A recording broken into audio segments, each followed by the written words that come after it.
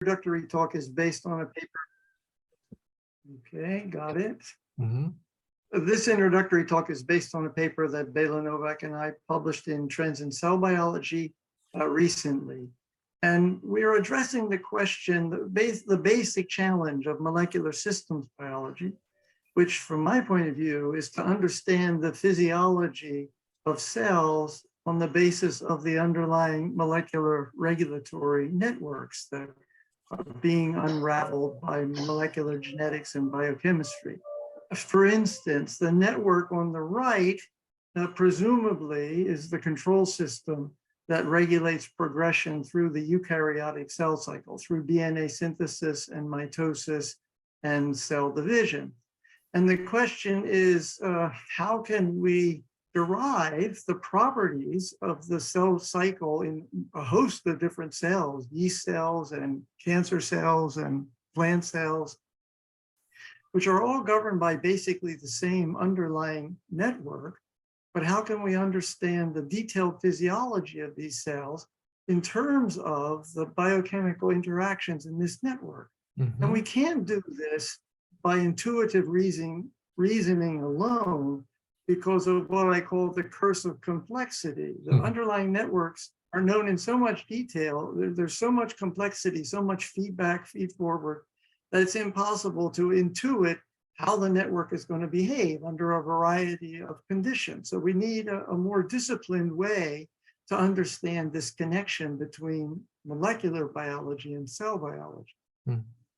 But we might think we can get around the curse of complexity simply by converting the underlying reaction kinetics into a set of differential equations using the basic principles of biochemical kinetics, and then just put these equations on a computer and simulate the solutions of the equations and thereby connect the kinetics of the regulatory network with the behavior of the cells under a variety of different conditions.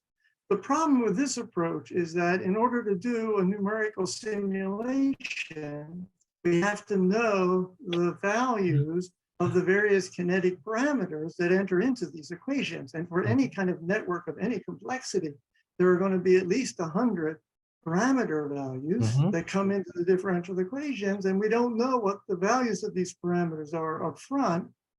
In fact, we would have to somehow estimate the values of the parameters from the very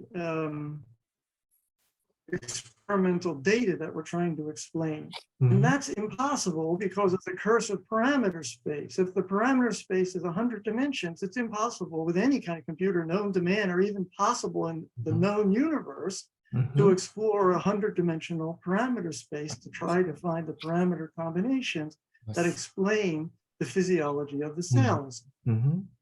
So what has become clear, I think, in the last dozen years or so, is that there's another way to bypass these curses based on dynamical systems theory. And the idea of dynamical systems theory is you shouldn't think of a set of differential equations as a challenge for a computer simulation.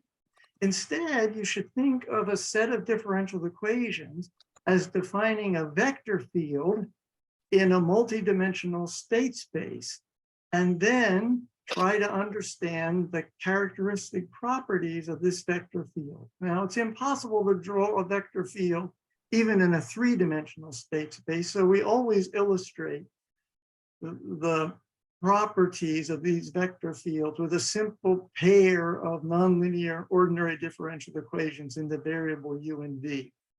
And this is an example of what such a vector field might look like. And if we know what the vector field is, we can basically integrate the differential equations from any initial condition just by following the arrows, and let the arrows tell you where you're going to go. And what you find out for this particular vector field, can you see my arrow? Yes. Okay, is that there are two mountain peaks which are unstable steady states, and there are two valleys on either side which are stable steady states, and there's a saddle point in between. The terminology comes from the analogy to a topographic map of some place in the mountains of Korea, say, where you have two valleys with lakes or ponds at the bottom of the valleys and two mountain peaks and a mountain ridge that separates water that flows on one side flows into this pond, and water that flows on the other side flows into this pond. Okay? And the shortest route from the lower pond to the upper pond is through the saddle point, okay, but along the ridge line. That's why we call this a saddle point, okay? Now, the differential equations, the vector field defined by the differential equations depends upon the values of all the parameters in the differential equations. And as we jiggle the parameters, we'll jiggle the vector field. And the question is, what happens to the solutions of the differential equations? And if we jiggle it a little bit, the vector field isn't going to change very much. And this is a structurally stable picture. We're still going to have two ponds and two peaks and one saddle point by jiggling the parameters a little bit. And from the topographical point of view, suppose you have a little earthquake that jiggles the contour lines and it doesn't change things. But suppose you have a big earthquake, what's going to happen? So that's the theory of the bifurcation of vector fields. So the differential equations depend upon a parameter P. And as we say, increase the parameter of P, the location of this stable steady state approaches the location of the saddle point. And eventually, the two steady states merge. And when you go past the merger point of the two steady states, then there's a dramatic change in the qualitative solutions of the differential equations. And we lose two solutions. They fuse and they disappear. And now we have two mountain peaks and we just have one pond. And all the water that falls on this terrain eventually drains into the pond up here. But there's a memory that there used to be steady states here because the flow of the trajectories as they pass through this region is very slow at first until the terrain changes considerably more. Okay, and this kind of a bifurcation is called a saddle node bifurcation. And saddle node bifurcations underlie many examples of cellular decision making. And we can see why that is, because a typical bifurcation diagram for a system with saddle node bifurcations has two stable steady states indicated by the solid lines and one unstable saddle point indicated by the dashed lines. And the saddle point converges with the stable nodes at these two saddle node bifurcations. And if we do an experiment where we start with the parameter value at 0 and steadily increase the parameter value, we track the lower steady states until we pass the rightmost saddle node bifurcation, and then we flip to the upper steady state. That's the decision-making process from a molecular point of view. So the cell may be in one state down here and in another state up here, not expressing a protein or expressing a protein. If we start in the upper steady state and reduce the parameter, then we don't make the switch until we fall below the leftmost saddle node bifurcation. And in between, we have a bistable region. And I will call this a resettable switch or a toggle switch, because this is the way a typical toggle switch works. As you push the lever up and down, it switches the lights on and off. Now, another flavor of these saddle node bifurcations, the saddle node bifurcation points move as parameter values move. And it may be for some values of the parameters, the leftmost saddle node is in the negative values of the parameter P. In that case, if P starts at 0 and we increase the parameter, we make the switch. But then if we're in the upper steady state and we decrease the parameter, we can only go to P equals 0. We can't go to negative values of a rate constant. So the decision that we made is irreversible. It's a one-way switch, which is the way a fuse behaves. So that's the way I think of these things. One's a toggle switch, the other's a fuse, a resettable switch or a one-way switch. Now, there's another possibility for decision-making that doesn't involve bifurcations, and that is the relationship between the steady state value of the variable and the parameter might be what we call ultra sensitivity or a sigmoidal response, in which case the decision to turn on and the decision to turn off is basically at the same position. And I call that a buzzer because that's the way a buzzer works, right? You push the buzzer and it buzzes, and then when you let it up, it stops buzzing at the same place, okay? So those are the three basic ways to make a decision in a cell. And if you want the decisions to be irreversible, you need to have a toggle switch or a fuse. Okay, so let me give you an example, which is TGF-beta induced epithelial to mesenchymal transition. And it's based on a paper that come from Jinhua Jing's lab at the University of Pittsburgh. So epithelial cells are held together by tight junctions, and epithelial cells line the organs of the body. Your cell is lined by epithelial cells in the dermis. They form a tight skin on the different organs. But underneath the skin is connective tissue, and connective tissue is built from mesenchymal cells, which are more spindle-shaped and not so tightly bound, and they can slip past each other. And during development, there's a transition from epithelial cell to mesenchymal cells, which passes through an intermediate state called the partial EMT state. Now, the epithelial-mesenchymal transition is controlled by these two transcription factors, SNAIL1 and ZEB1, which promote mesenchymal markers like vimentin and inhibit the epithelial marker E-cadherin. And the activities of these transcription factors are regulated by microRNAs, which inhibit the synthesis of the transcription factor. And the whole system is stimulated by exogenous TGF-beta. Okay, so what Jing and his colleagues did was to study this system both experimentally and theoretically. Experimentally, if we plot the vimentin expression as the mesenchymal marker as a function of exogenous TGF-beta, we find that the transitions are made in a stepwise fashion.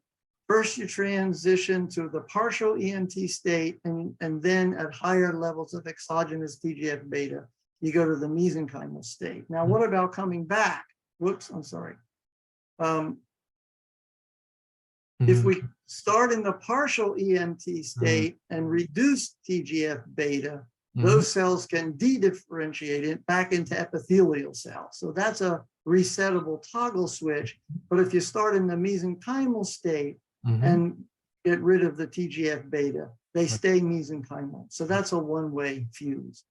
And what Jing and his colleagues did was to turn this molecular network into a set of differential equations and then analyze it by bifurcation theory. Okay, yeah, I call this a signal response curve. That's important. Right? This is a signal response curve. The signal is exogenous TGF-beta. The response is the expression of vimentin.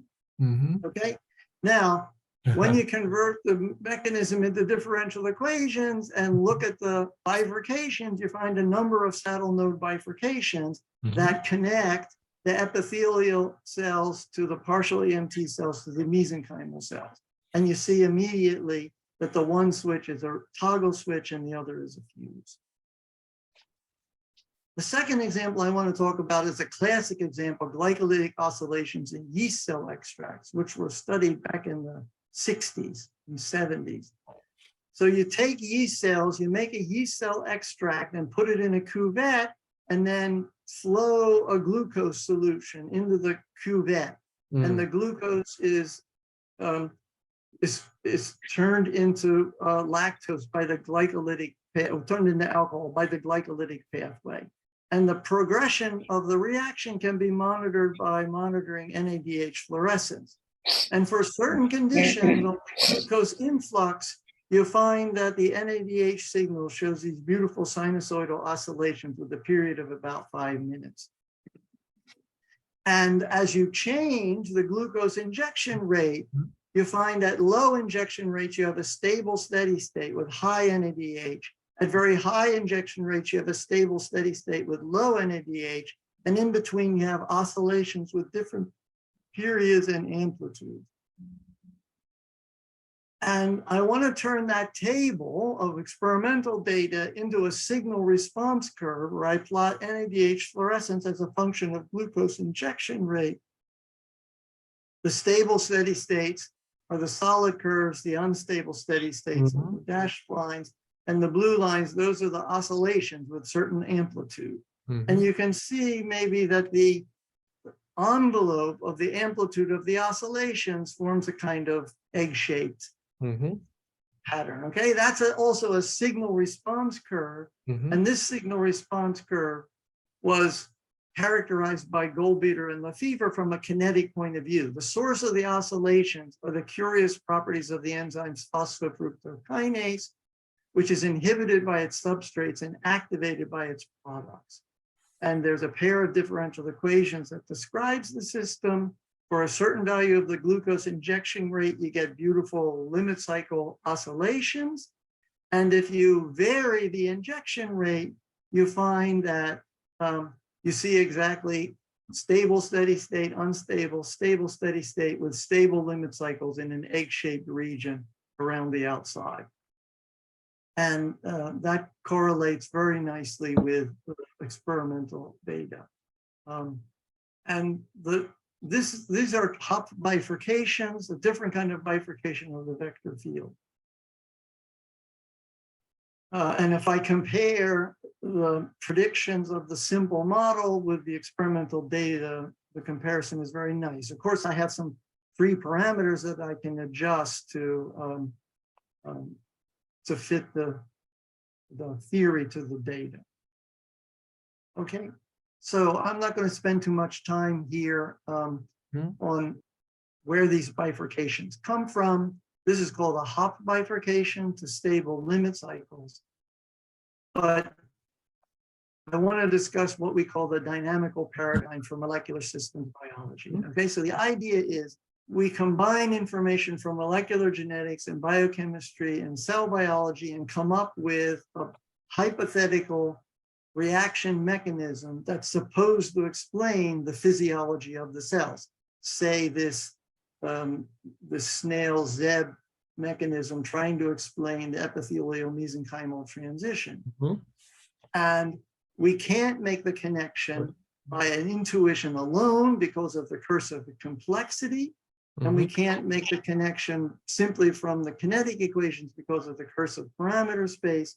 But what I've shown you is that by thinking of the differential equations as defining a vector field and looking at the bifurcations of the vector field, we can make a direct connection between the theoretical bifurcation curve on the left and the experimental signal response curve on the right. And the same is true for oscillations in the glycolytic pathway. I see. Now, if this paradigm is correct, then how many different types of bifurcation diagrams / signal response curves can we expect to see? Are there dozens and dozens of different bifurcation diagrams and a plethora of different signal response curves, in which case we'd still be in a mess? But actually, that's not the case. Now, I should say that there are some signal response curves that aren't related to bifurcations. There are simple monotone signal response curves where there's no bifurcation. It can be a linear response or a saturating response or an ultra-sensitive sigmoidal type of response. But what we've seen is that there are these more complicated bifurcations, the saddle node bifurcations associated with decision-making and Hopf bifurcations associated with timekeeping. But the question remains, how many different types of bifurcations are there? I've only showed you 2 so far. The first thing I want to point out is that Hopf bifurcations come in 2 flavors. The simplest one that we've seen so far, the steady state becomes unstable and is surrounded by a stable limit cycle.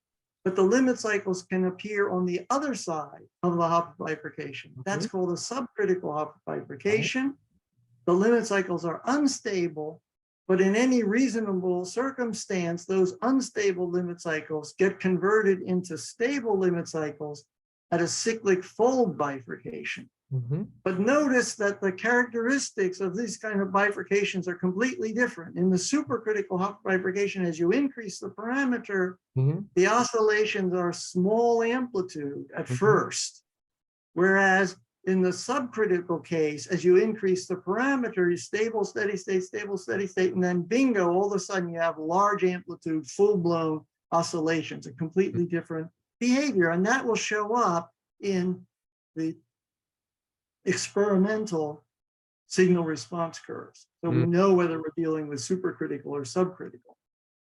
But there's another non-local bifurcation that I'm going to need in the second lecture, and that is a SNC bifurcation. This is a more complicated situation where we have an unstable focus or node, a stable node, and a saddle point. And as we change the parameter values, the stable node and the saddle point come together and coalesce on an invariant circle, a trajectory that starts at this degenerate steady state, circles around the unstable steady state, and comes back. That's called an invariant circle. So we have a saddle node on an invariant circle. And if we go just a little bit further in the parameter value, those two steady states disappear. And now we have a large amplitude, stable limit cycle, but it has a very long period because the progression is very slow where the steady states used to be. Okay, so now I've showed you at least 3 ways to make oscillations. There's another one called a saddle loop, which I'm not going to talk about because I won't use it in the next lecture. But this is what a typical bifurcation diagram will look like when you have a SNC bifurcation. And remember this little diagram because it's going to come up later. Okay, I think I'm almost done. Yeah.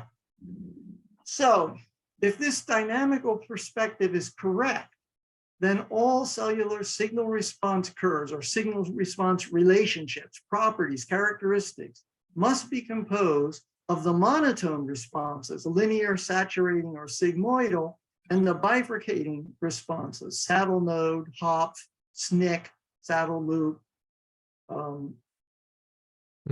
cyclic fold. Well, those are the ones I've mentioned so far. And again, the question is, how many qualitatively different types of bifurcations of vector fields are possible? And the answer is only a handful, fortunately for us. And the best place to go that I know of to learn about all of these bifurcations is this beautiful book by Yuri Kuznetsov, The Elements of Applied Bifurcation Theory. Jay, do you have this book in your library or available to your students? Okay, I will. Do you know this book? I don't know. I'm not sure. So I think it's great because it's mathematically rigorous, but also he doesn't focus on proofs and things. I see. He gives you the intuitive understanding of what's happening in these bifurcations. Okay. So for me, this was the perfect book to learn bifurcation theory. Okay, I'm ordering from Amazon now. Okay, good. Okay, wow. So that's our dynamical paradigm for molecular systems biology. And in the next lecture, I'm going to use it to try to understand control of the cell division cycle in eukaryotes. Wow. Okay. Wow. So that's Bela and me. That's the paper that this is based on. Oh, I see. Oh, so Bella. Okay. Okay. Thanks so much. So we have about 2 minutes of the Q&A. Anyone who want to ask a question? Wow. So it was so nice because actually I'm teaching this kind of thing nowadays in the nonlinear dynamics class now. Maybe I can use your video as my lecture material. Yeah. So I have a question. Yeah. So, Jinsu, yeah, please. Thank you. It was so insightful talk. My question is, all the case you presented is about autonomous dynamical system. Yeah. Okay, so if the vector field is non-autonomous, I think the case would be much more complex. Am I? Yeah, you're right. That's true. I only talked about autonomous, nonlinear, ordinary differential equations. There's a whole much more to be said about doing molecular systems biology that I've ignored, okay? So you say, as you say, there are many examples where the control system is non-autonomous, it's being driven from the outside. Also, I've ignored spatial components. And also within a small cell, it's not governed by differential equations, it's a stochastic process. So you have to understand the effects of stochastic fluctuations. But that's, that's the second semester. Cool. And one of the bifurcation you showed is named as timekeeping, but I do not understand why it is called timekeeping. Is there any intuition about it? Decision making and timekeeping. That's just my terminology. Okay. Okay. For cellular decision making is like the EMT transition. And timekeeping is like glycolytic oscillations or circadian rhythms or cyclic AMP oscillations, periodic processes. So the periodic processes are associated with Hopf bifurcations and SNP bifurcations. The decision making is either a sigmoidal and reversible, or it's associated, I think, with saddle node bifurcations. Either resettable or one way. Okay. Thanks. Okay, so so we will have a colloquium talk soon, but after colloquium talk, you're more than welcome to ask a question to him about the colloquium or his previous tutorial session, and or you can also leave the question in the chatting room as well. Okay, so as times come, so let's begin colloquium. So welcome everyone to come by my colloquium again. So I have the great pleasure of introducing Professor John Tyson as today's BIMAC colloquium speaker. In a series of landmark studies, Dr. Tyson has investigated cell cycle regulation by using mathematical biology approach. Furthermore, he has been a mentor for many math biologists, as he's one of the pioneers in our field. And he got his PhD from Chicago University, and then he did a postdoc, and then he has been a faculty at Virginia Tech about 4 years, I think. And then furthermore, among the many prizes he received, actually in particular, he received the Arthur T. Winfrey Prize from the Society of Mathematical Biology about 10 years ago. And I believe he will talk about his recent study about the cell cycle today. So please please join me in welcoming Dr. Tyson. So John, do you want to share the new slide for the people?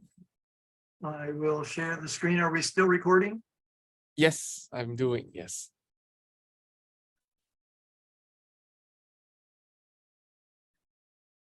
Okay. So yeah, cool. Okay, please go ahead, John. Okay. Thank you. Thank you for the introduction. Thank you for the opportunity to address this very nice colloquium series. It's an honor for me to be here. I want to talk about timekeeping and decision-making in the cell cycle. That is, I want to talk about the underlying molecular mechanisms that control DNA synthesis and mitosis and cell division in eukaryotic cells. So let's start by just reminding you of what the cell cycle is.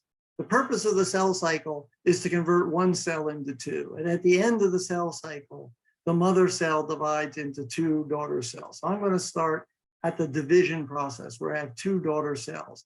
And let's just follow one of these daughter cells. It passes through G1 phase of the cell cycle where the cell is growing and the chromosomes are unreplicated. And by the way, the cartoon the outer circle is the cell membrane, the inner circle is the nuclear membrane, and the bar represents one linear chromosome, okay? But there are maybe 10 or 20 different chromosomes in the nucleus. So I'm just indicating one of them.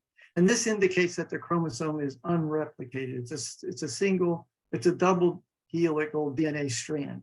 The cell enters the S phase where the DNA is replicated. So the one DNA strand is converted into two sister chromatids. And at the end of S phase, the cell by definition is in G2 phase, where all the chromosomes are replicated, and the pair of identical chromosomes, they're called sister chromatids, are held together by little red rubber bands. I don't know if they're red and they're not rubber bands, but they're protein rings called cohesin rings. Think of them as rubber bands. Then the cell enters mitosis, and the replicated chromosomes get aligned on the mitotic spindle. So the green dots are the two poles of the mitotic spindle, and the spindle fibers capture the replicated chromosomes and align all of the replicated chromosomes on the metaphase plate. When that is finished, then the little cohesin rings are clipped, and the sister chromatids can be pulled to opposite poles of the nucleus, and then the cell can divide and we finish the cell division cycle. Now, some of the events of the cycle that I'm going to concentrate on are our entry into mitosis and the metaphase to anaphase transition.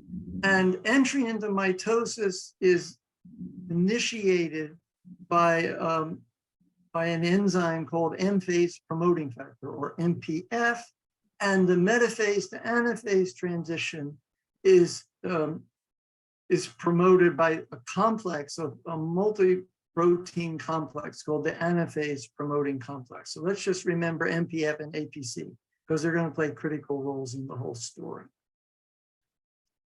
Now, where did MPF come from? This is a nice little illustration of the life cycle of a frog, from a fertilized egg through the early divisions up to the blastula stage. And from the blastula, you make a tadpole, and the tadpole swims around and feeds and grows and becomes an adult frog.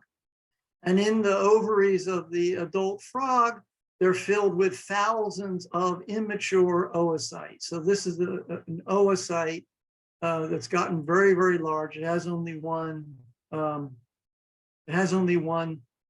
nucleus, and it only has a haploid content of DNA, of course, okay?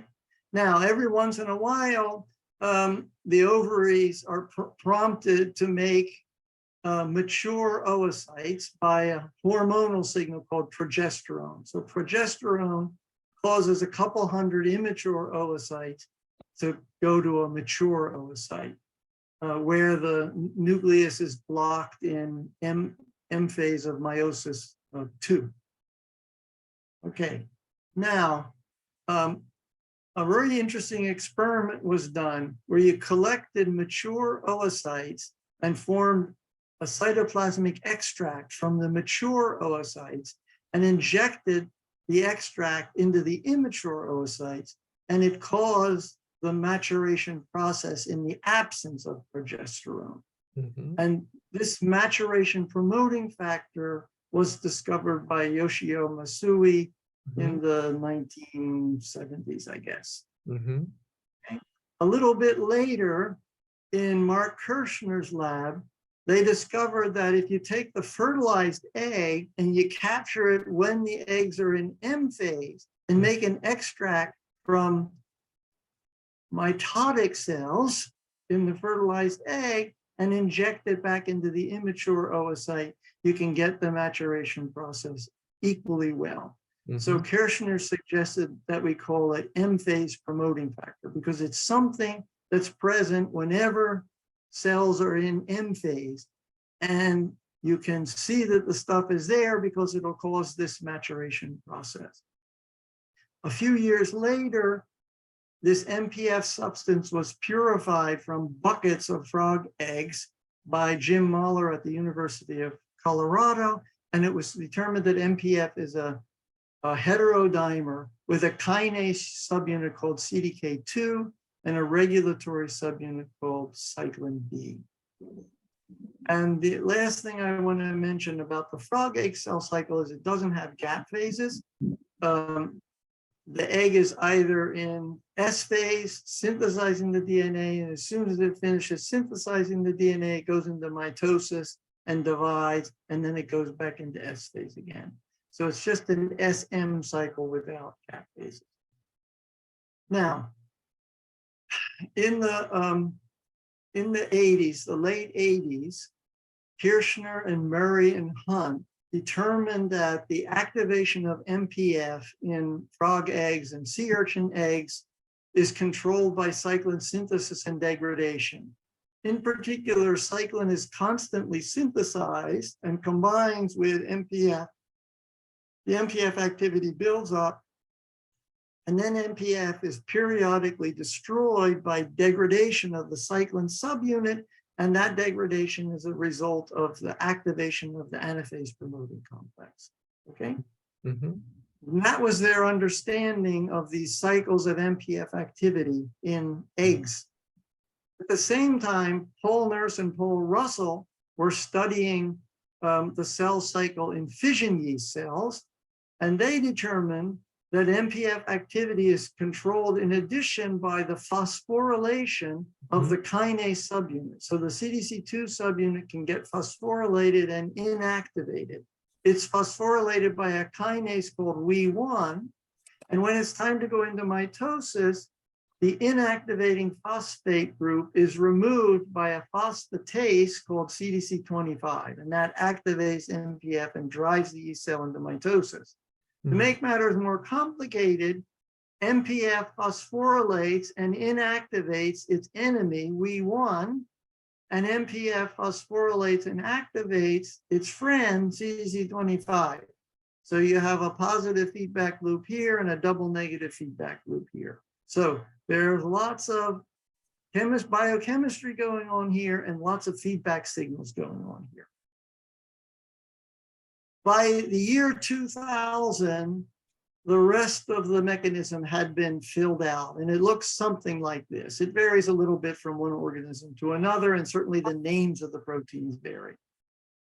And in a review article published in Cell in the year 2000, Paul Nurse reviewed all of this history, and in the last paragraph of the article, he said, perhaps a proper understanding of the complex regulatory networks making up cellular systems like the cell cycle will require a shift from common sense thinking to a more abstract world, more readily analyzable in terms of mathematics. Okay? So he's saying what I was saying earlier, that we can't hope to understand these complex mechanisms by intuitive common sense thinking. In order to understand them in detail, we're going to need a mathematical approach. And although he didn't cite us, Paul knew that Dela and I had been doing this already for 7 years from this early paper that we published in the Journal of Cell Science, a numerical analysis of a model of end-phase control in frog oocyte extracts and embryos. And so I want to talk about what we said in that paper. I see. You see, this is kind of a historical survey. I'm not going to actually get into the most recent stuff we've done. I think it's more important in this context to get the historical perspective on the whole field. So the Professor Nurse was the winner of the Nobel Prize? Yes, in 2001, I believe. The Nobel Prize was given to Paul Nurse and Tim Hunt, who discovered cyclin. And Lee Hartwell, See, so that paper was just before that Nobel Prize. Just before the Nobel Prize. Oh, yeah. Okay. So let me describe how you make a frog egg extract.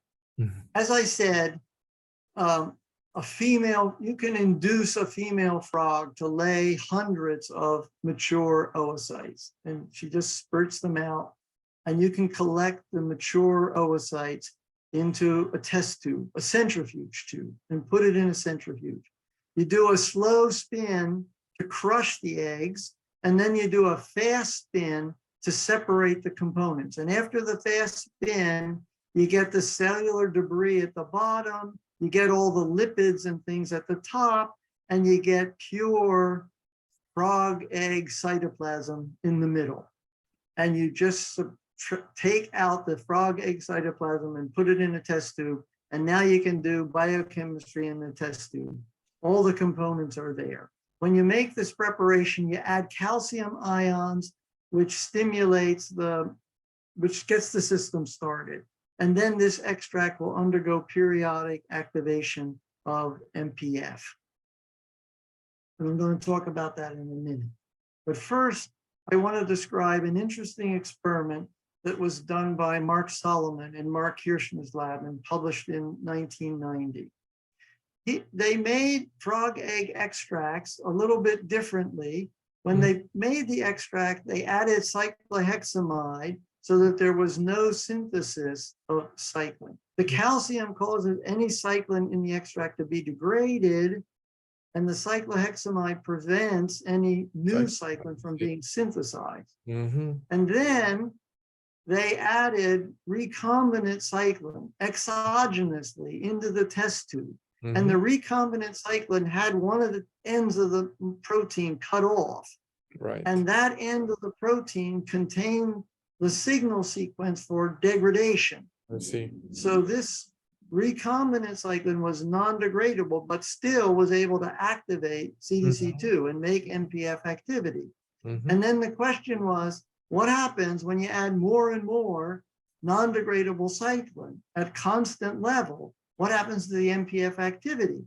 And what they observed was, when you first start dialing up the cyclin concentration, you don't see any MPF activity until you get above about 12 nanomolar concentration. And then all of a sudden, there's a big burst of MPF activation. And as you add more cyclin, you get more MPF activity. Okay? Got it. And when Bela and I first saw that diagram, we knew what was going on underneath. This is a typical example of a decision process. There's a threshold for driving the cell from interphase into mitosis, and it seems to be controlled by a saddle node bifurcation. Okay, this is a signal response curve. The signal is the cyclin that you add in, the response is the MPF activity. So Bela and I went back to the underlying molecular regulatory system, took all that stuff out because there's no cyclin synthesis or degradation, and just considered the phosphorylation and dephosphorylation of the heterodimer. And remember, the active MPF is the red bit, and the sum of those two is the total cyclin. It's either active or inactive. Okay, that's the total cyclin, and that's a constant. In this experimental preparation, total cyclin is a constant, and the question is, how much is in the inactive form and how much is in the active form?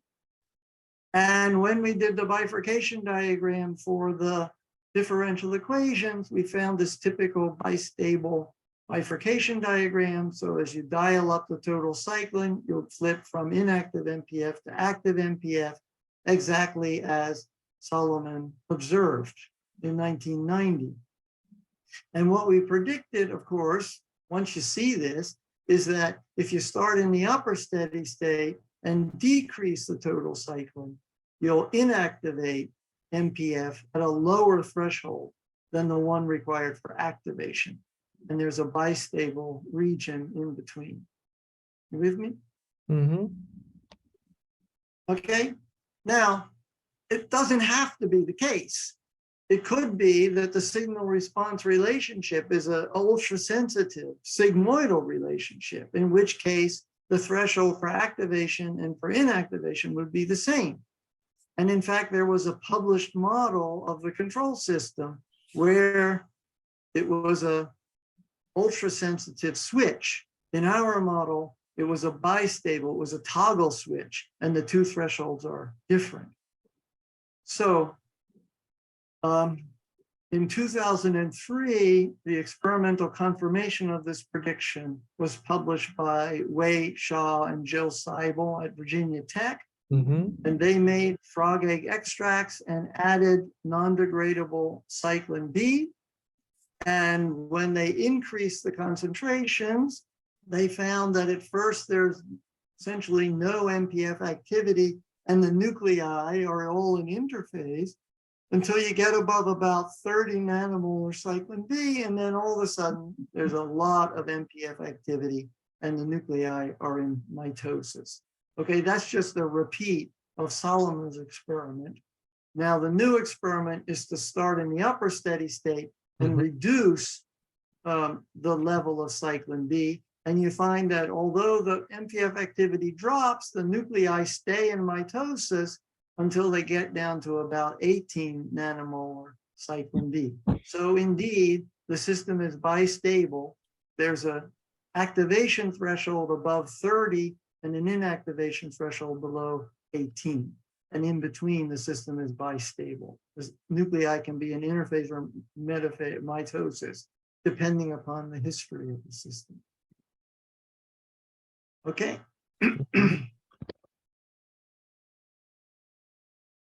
Oh. Now, I want to go back to experiments done by Murray and Kirschner, published in Nature in 1989, and they made their frog extracts a little bit differently. When they isolated the cytoplasm and added the calcium to start the process, they first treated the extract with RNase to degrade any maternal messenger RNA that's in the cytoplasm. So they degraded the maternal messenger RNA with RNase, and then after a period of time, they added an RNase inhibitor. Okay, and they added the calcium, and then they added a fixed amount of cyclin B mRNA. And because the RNase is inhibited now, this is the only mRNA, and the only new protein that can be made in this extract is cyclin B. And they looked to see if they would get oscillations. And what they found was, as they dialed up the cyclin B mRNA, which is the rate of synthesis of cyclin B protein, at levels below 2 micrograms per milliliter, there were no oscillations and no MPF activity. At 2.5 micrograms per milliliter, they got one kind of weak peak of MPF activity, but by the time they got to 5 micrograms per milliliter, they got 2 strong peaks of MPF activity out of this extract. And as a matter of fact, if you make a good extract, you can see 3 or 4 peaks of MPF activity. So you can make an oscillating extract in this fashion, driven only by the synthesis of cyclin B. So Bela and I tried to simulate that experiment by adding cyclin synthesis and cyclin degradation. And we found that now, for the correct choice of the parameter values, the steady state would be unstable and the system would execute spontaneous limit cycle oscillations around this hysteresis. Okay. I mean, I haven't been saying these blue curve and red curves are the null lines for the differential equations, which is jargon for how dynamical systems theorists try to understand this vector field. Okay, but you get this nice stable limit cycle oscillation. I see. And then furthermore, if you do the bifurcation diagram, you find as you increase the rate of cyclin B synthesis, when you have very little cyclin B, the cell is arrested in G2, and then you undergo a hop bifurcation. The steady state is unstable and there are oscillations. And then at high levels of cyclin B synthesis rate, you get a reverse bifurcation and you go to a stable steady state that's arrested in mitosis. And in between, you get this family of oscillating solutions bounded by 2 hop bifurcations. And that's essentially what Murray and Kirschner observed as they were dialing up the rate of synthesis by dialing up the cyclin B mRNA in the extract. Okay, to my knowledge, they only looked at this hop bifurcation. To my knowledge, nobody has looked for the upper hop bifurcation at high levels of cyclin B mRNA, but it should be there. So, Yeah. John, so what is the difference between one weak peak and two strong peaks? So two strong peaks are also oscillation, isn't it? Or the I don't know, but I had to be truthful. I see, When you okay. read, this is the way they describe it, and they don't Okay. show what it looks like. They show the good oscillation, okay? Okay. Because what they were interested in was showing that they could make an extract and reproduce MPF oscillations. And they just pointed out that at 2.5, they didn't get a very good, they didn't get an oscillation at all, right? They got a little bit. And I just interpret that as being close to the Hopf bifurcation. Who knows what you're going to see, right? Mm-hmm. Got it. Okay, Mhm. but this is a really nice experiment done by Joe Pomeranian and Jim Furl, published in Cell in 2005. Right. They made exactly this kind of oscillating extract from frog eggs. And look at what they did. They assayed the protein levels at 2-minute intervals for 90 minutes, for an hour and a half. Okay, that's a lot of samples. And no self-respecting molecular biologist would ever take samples at 2-minute intervals, right? In the circadian oscillation, you're lucky if you get a band every 4 hours or something like that, right? Maybe they're doing more regular assays nowadays, I don't know, but this is a spectacular experiment where they can see exactly what's happening to the total cyclin level in the extract and the MPF activity. And you see the cyclin is increasing, but there's no MPF activity because it's all phosphorylated and inactive. And then at the end of the cycle, all of a sudden, the MPF gets activated, turns on the APC degrades the cyclin and the MPF activity drops. And then the nice thing that they did was to replot that data on a phase plane, MPF activity against total cyclin, and show that their data traces out a very nice hysteresis loop in the phase plane, exactly as predicted by the dynamical systems theory of the underlying differential equations. Okay. Wow. So this is an example of what Bela and I call the dynamical theory or the dynamical perspective of molecular systems biology. Mm-hmm. We gather information from molecular genetics, biochemistry, and cell biology to propose a hypothetical molecular mechanism of what's going on. And then how do you prove your mechanism is correct? You have to show that your mechanism can predict all the complicated behaviors that are observed physiologically in the cell, say in a frog egg. And the way we make the connection is by writing down the kinetic equations based on the basic principles of biochemical kinetics, but not immediately trying to solve them numerically, but rather think about what the vector field in the state space looks like and what kind of bifurcation diagrams can be deduced from the molecular mechanism, because there's a direct correlation between bifurcation diagrams of a mathematician and the signal response curves observed by a cell physiologist, as illustrated by Solomon's initial observations in 1990 and our prediction of the hysteresis loop around the saddle node bifurcations, and then also the oscillations in the system that have cyclin synthesis and cyclin degradation. And the theoretical oscillations match perfectly the experimental. And in fact, the prediction was made 10 years before the experiment was actually done. Right. Wow. Okay. Let's see. I might pause here to see if there are any questions, because I went kind of fast. Oh yeah. Oh, it was good. So yeah. So any question, please unmute yourself, and you can ask a question to John about his first part, or if you cannot unmute, you can chat. Leave the question in the chatting room. Then I will ask a question instead of you. Yeah. Any question, audience?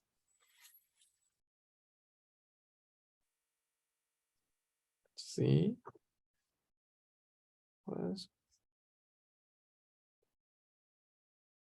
It looks, or if you are okay, why don't you thumbs up? Well, we'll keep going then. Okay. So Yep. that's the frog egg story. Yes. Now I want to turn and talk about yeast cells. In particular, I want to talk about fission yeast cells. Mhm. And the question is, can we use the same procedure, the same paradigm to discuss the connection between the underlying molecular mechanism on the left and the observed physiology of fission yeast cells on the right? Okay. And in particular, I want to address a standard problem in biology, which is the relationship between genotype and phenotype. Okay, so the genotype controls the underlying molecular mechanism. The phenotype is the observed properties of the cells. And a molecular geneticist addresses the genotype-phenotype connection by mutating the genes that encode the components of the reaction mechanism, okay? Mhm. And for fission yeast, we have dozens of mutant fission yeast cells where various proteins are either deleted or overexpressed or a temperature sensitive allele of the protein. You can do single mutations, double mutations, triple mutations, quadruple mutations, and you can make dozens or hundreds of different genotypes. And they all have their own unique phenotype. Mhm. And what's the connection? How do we see the connection through the molecular mechanism? Okay. Now, it seems to me there's a modern assumption that Mhm. we can make the connection by big data analytics. Mhm. If we have enough data on the two sides, we put it into a computer and we ask some sort of, what's it called, artificial intelligence program to tell us what's the connection between genotype and phenotype. Right. I don't think that's going to work. For one thing, we don't have enough data. And for another thing, even if you could have correlations that come out of the computer, it wouldn't tell you anything about what is the underlying cause of those correlations. It seems to me the only sensible way to make a connection from Mhm. genotype to phenotype is through the bifurcation diagrams. Right. Okay, so that's what I want to try to show you in the second half of the talk. So let me talk a little bit about fission yeast cells. Mhm. Fission yeast cells are rod-shaped cells that grow by length extension, and they divide when they reach a length of about 14 micrometers. So you can see that cell with the division plate is 14 micrometers long. The newborn cells are 7 micrometers. Mhm. The wild type fission yeast cells have a very short G1, and then they go into S phase. It doesn't take very long. They have a long G2, and then when they get to about 13 micrometers, they go into mitosis and they quickly do mitosis and cell division, divide about 14 micrometers. Now remember, there's a protein component of the underlying mechanism called WEE1. And WEE1 is an inhibitor of mitosis because WEE1 phosphorylates MPF and puts it into an inactive form. If you delete WEE1, the phenotype is that the cells are about half the size of wild type cells.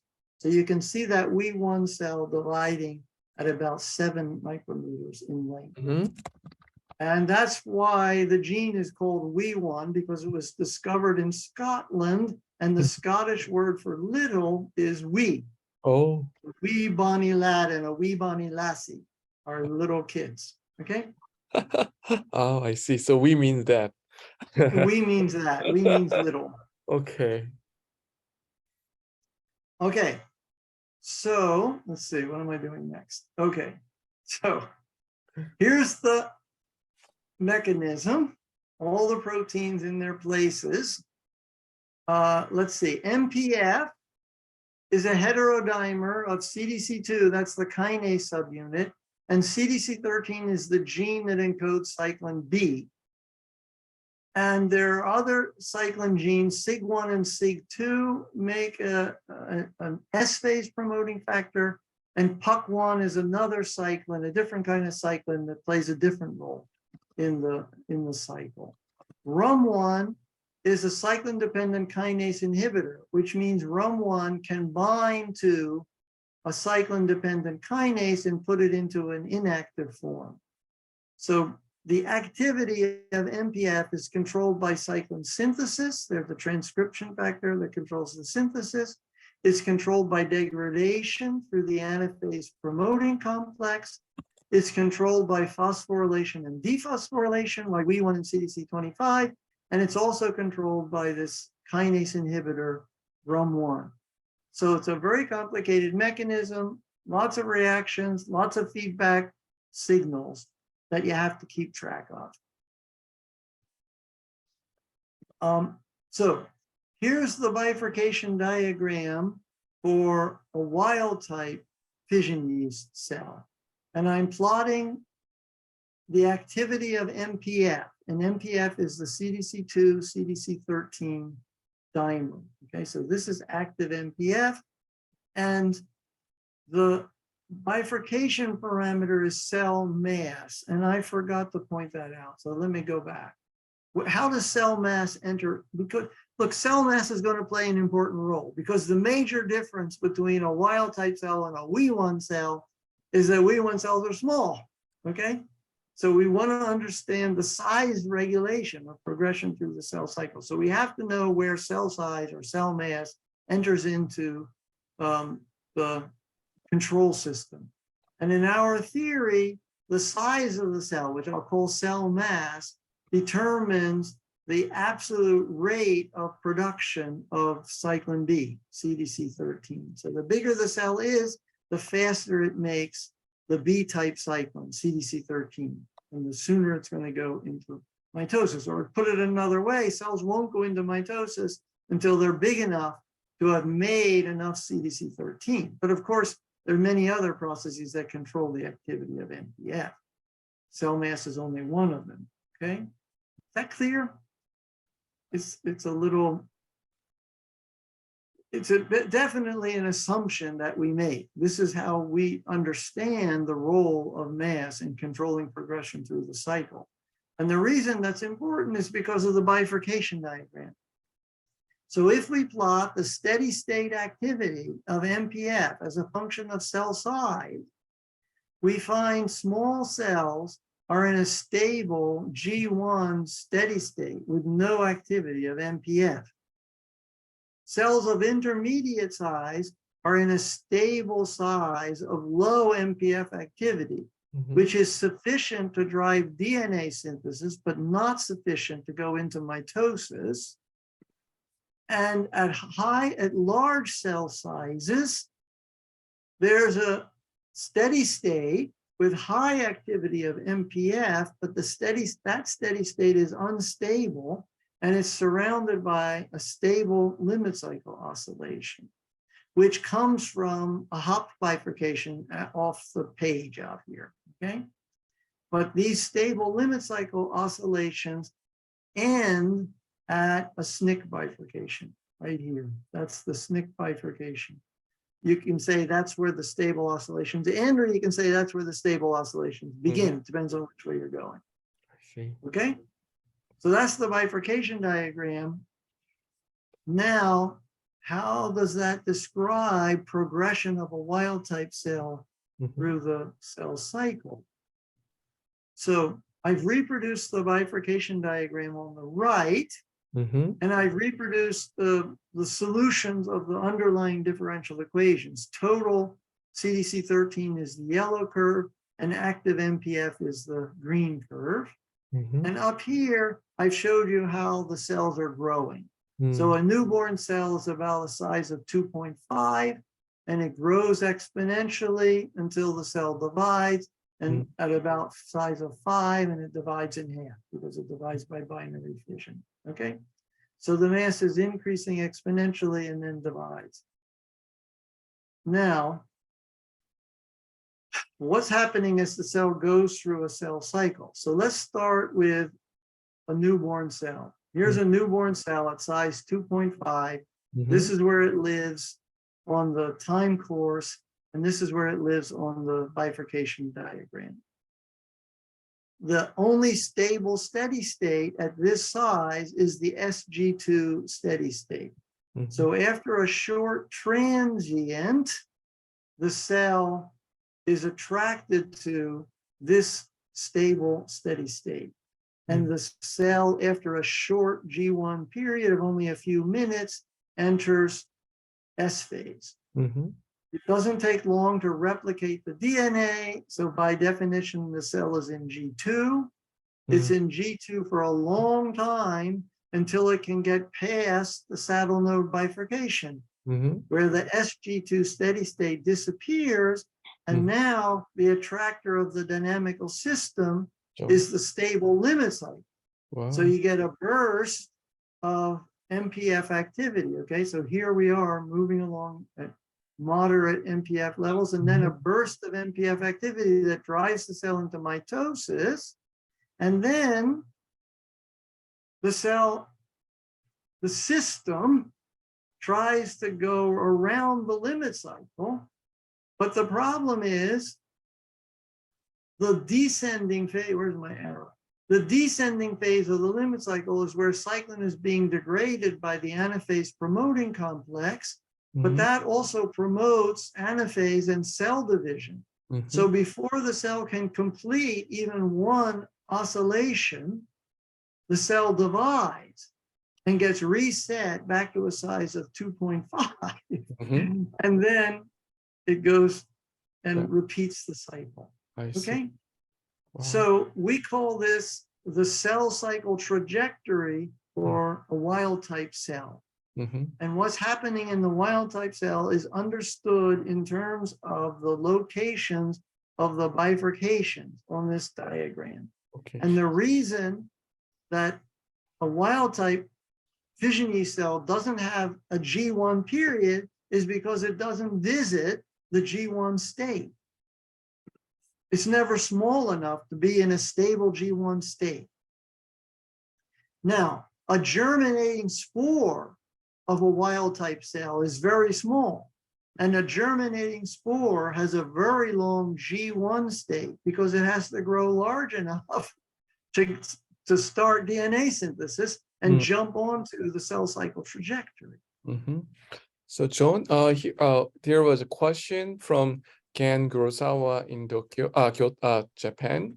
So hello, Jen. Yeah. Hi. So maybe Ken, you can ask about yourself. Sorry, I didn't mean to interrupt, but That's okay. so in your model, you assume that cell mass affects only one molecular process. Yes, So yes, you do. Is it okay? That is my question. Is it okay? Nobody really knows exactly how cell mass enters the system. We think this is the most likely and most important role of cell mass. Right. But it's amazing that after all of these years and how important cell growth is to progression through the cell cycle, that we still can't say for sure how this is working. So I can't answer the question any better. Yeah. Thank you. John, I have a follow-up question. This is Jae-wook. Yeah. So yes, similar question. So in your prior signal response curve, you have the total cycling, and that is replaced by the cell mass. Yeah, that's right. So and the reason, So your assumption is exactly the same as a previous, the audience question. So you're replacing the cell mass with only one molecule. But in my guess is that all other molecules, total concentration might bump up too as the cell mass increases, isn't it? Yeah, that's assumption here. No, that's a very good question, and I didn't make that clear. Of course, as the cell grows, it makes more and more of all proteins in the cell. But that doesn't change the protein concentrations. Mm. So most of the proteins in the model Mhm. are at constant concentration as the cell is growing. Mhm. The total amount of protein is increasing, but it's increasing in proportional to the size. Okay. So the total concentration isn't changing, and the differential equations are written in terms of concentrations, not total amount. So when I say that the cyclin synthesis is driven by cell mass, I mean that the number of cyclin B molecules is increasing faster than the growth of the cell, so that the concentration of MPF is increasing as the cell grows. So there's a kind of super synthesis of in the model. There's a super synthesis of cyclin above and beyond what you would normally expect from cell growth. And the connection to the total cyclin in the frog story is, of course, because in the fission yeast story, the total amount of cyclin in the cell is hooked to the cell mass. Mm-hmm. And because the total amount of cyclin is increasing faster than the other proteins, the concentration of MPF is increasing. But again, I have to emphasize, this is all hypothetical. And there's questions about the cyclin synthesized in the cytoplasm. It combines with CDC2 to make the dimer. Then the dimer moves into the nucleus. Is the concentration increasing in the nucleus? And the dimer has to attach to various sites on the chromosomes in the nucleus to do its job. So that's why it's such a complicated issue in molecular biology as to how this cell size is converted into this dynamical parameter. But this is the best we can do. It's a very simple assumption, and it's remarkably explanatory of the phenotypes of these different mutants, as I would like to explain, okay? So I've just talked about, this is our vision of what's happening in a wild. Let me put it that way. This is our vision of what's happening in a wild type cell and how progression through the cell cycle is connected to cell growth on the basis of this bifurcation diagram. Now, let's see what happens when we mutate certain genes in the control system. Before you proceed, let me ask some short question Please. about the previous slide. Yeah. Thank you. So at the end of the yellow stable steady state, if you increase the cell mass, it converges to the higher steady state. But why it's not going to the lower one?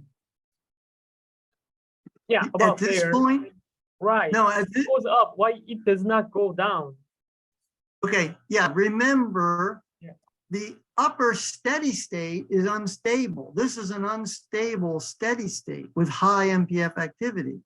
And the unstable steady state is surrounded by a limit cycle oscillation that oscillates between these two limits. So when the cell, this is a SNC bifurcation, when it passes the SNC bifurcation, it jumps onto the limit cycle, activates a lot of MPF and drives the cell into mitosis. Now it's trying to follow the limit cycle. Well, I'm sorry, it's trying to follow the limit cycle, but as the MPF activity drops, that's the signal for the cell to divide. Oh, I see. Thank you. Okay. Thank you. So then we jump down to here and start over again. Thank you. Yeah, because this is a discontinuous system, right? There's a cell division switch here that causes the cells to divide. Cool. Thank you. Okay.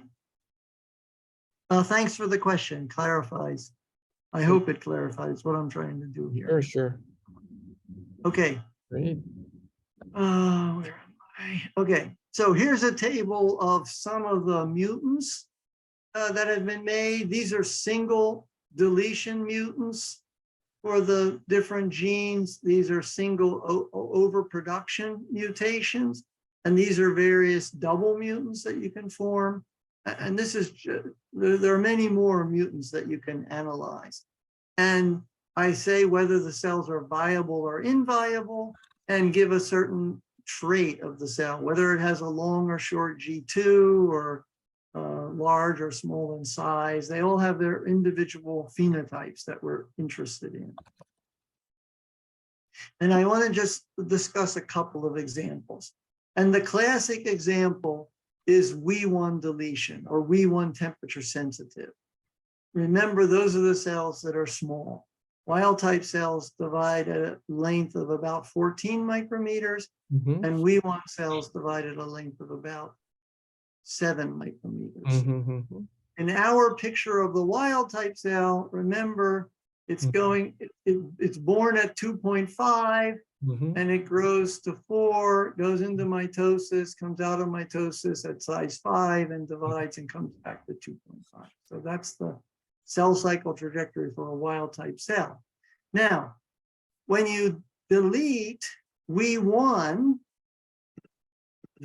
this yellow, I call it a nose, right? There's a yellow nose that sticks out here, the stable steady state, that's destroyed. That yellow nose pulls way back to a size of less than 1. Because that nose is created by WEE1. It's WEE1 that's inactivating MPF and creating this stable steady state. So if you don't have WEE1, you don't have that nose. But the G1 state isn't changed. G1 state is about the same. And now the SNC bifurcation attaches to the saddle node that ends the G1 stable steady state. And so the cell, in the cell trajectory, the cell is born at a size of about 1.2. It's attracted to the stable G1 steady state. So it stays a long time in G1 until it grows large enough to leave G1, synthesize the DNA, and then go into mitosis and come out of mitosis at a size of about 2.4, and then divide and repeat. So this is the cell cycle trajectory for a WEE1 cell, and it's just at about half the size of the wild type cell. And the other big difference is the WEE1 cell spends most of its time in G1, has a very short G2, whereas the wild type cell has no G1 and has a very long G2. But it's directly connected to the bifurcation diagram when you make that mutation. And then here's another interesting mutant. Remember I said there are 3 other cyclins in a fission yeast cell, SIG1, SIG2, and PUC1. And you can delete all 3 of those cyclins and the cells are still viable. And what happens to the bifurcation diagram? So here's the wild type bifurcation diagram. And now the G1 steady state extends out to a size of about 4. And the SG2 steady state pulls back a little bit, okay? So this is the bifurcation, right? And all we do, we take the same model with the same rate constants, and we just set some numbers equal to 0. When you delete a gene, some appropriate numbers get set to 0. That's the only change you can make.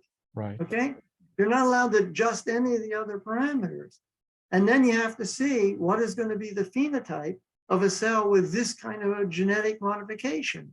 And now we see for this mutant, the cells are born in G1. They spend a long time in G1. And then, like WEE1 cells, they go into S phase and into G2 and into mitosis and divide at a larger size than wild type cells. So this particular mutant is larger than wild type cells, but like WEE1 cells, it spends all of its time in G1 and has a very short G2. That's the phenotype of this particular mutant. This is a mutant I find really interesting. It's a RUM1 deletion, and I'll remind you, RUM1 is the cyclin-dependent kinase inhibitor that binds to the cyclin-dependent kinases and keeps them inactive. You delete RUM1, and you make a temperature-sensitive version of We1. At the permissive temperature, We1 is active, and the cells are basically wild type. They're undergoing trajectories up here. But when you raise the temperature to the restrictive temperature, now you have neither We1 nor Rum1. And in that situation, all of the saddle node bifurcations are pushed to very small size. And the large amplitude limit cycle oscillations extend all the way down to very small size. So at the permissive temperature, we're up here. We look like a perfectly viable fission yeast cell. But as soon as we raise them to the restrictive temperature, now we're living on this bifurcation diagram. And the cell goes through mitosis, it divides, then it goes through a second mitosis at a smaller size and divides again. Then it goes through a third mitosis and divides again, and a fourth mitosis. So the cell is undergoing very rapid mitotic cycles faster than it's growing. So it's getting smaller and smaller at every division, and it's trying to finally get down here where it might possibly have a stable trajectory. But before it gets there, it dies. Essentially, these cells divide themselves to death. And this is what a time course looks like. The mass of the nucleus is just dropping until the cell dies. One last mutant, which is CDC25 deletion, We1 temperature sensitive. So let me explain this one. At the permissive temperature, We1 is working. And if you delete CDC25, that's a lethal mutation because We1 inactivates MPF and you don't have any CDC25 to reactivate MPF. So you can never leave G2. The CDC25 deletion is locked in G2. The cells grow larger and larger and larger. They never divide and they die. But if you delete CDC25 and then turn off We1 with a temperature sensitive allele, you can resurrect those cells and they're now viable. But they have the interesting characteristic that they undergo a period doubling bifurcation. These viable cells have a short cycle and then a long cycle. So when they're born at a size of 2.5, they go into mitosis, they come out of mitosis, they divide at about a size of 4, and they're born at a size of 2 now in the second cycle. Then they go into mitosis and they try to come out, but they don't make it, they don't divide, and they try again, and then finally they divide and come back to here. So you find that you have a short cycle in a division, and the cells are small, and then you have a long cycle in a division, and the cells get big again. And that's exactly the phenotype of the CDC25 We1TS mutants. It's a very unusual phenotype, but described pretty well by the underlying bifurcation diagrams. So what I tried to illustrate in the second half of the talk is how this dynamical paradigm for molecular systems biology can help us to understand the curious characteristics of dozens of different mutants of fission yeast cells on the basis of the changes that are made in the underlying molecular regulatory network. And the connection is made through the bifurcation diagram. The bifurcation diagrams are a consequence of the differential equations.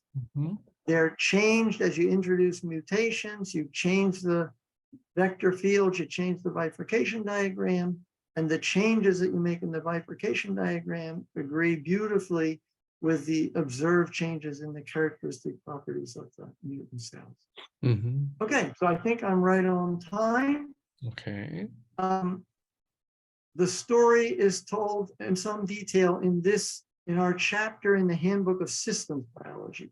I Uh-huh. don't know if you have that one in your library. No, I think I will buy it again.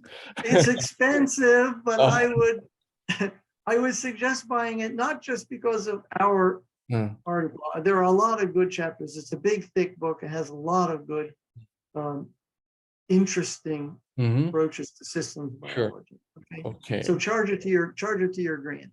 Yeah. And if any of the graduate students or postdocs Mm. would like a copy, I can send them a PDF of our chapter, which I just scanned and turned into a Okay. PDF. And I'll be I glad think- to. So I think I will buy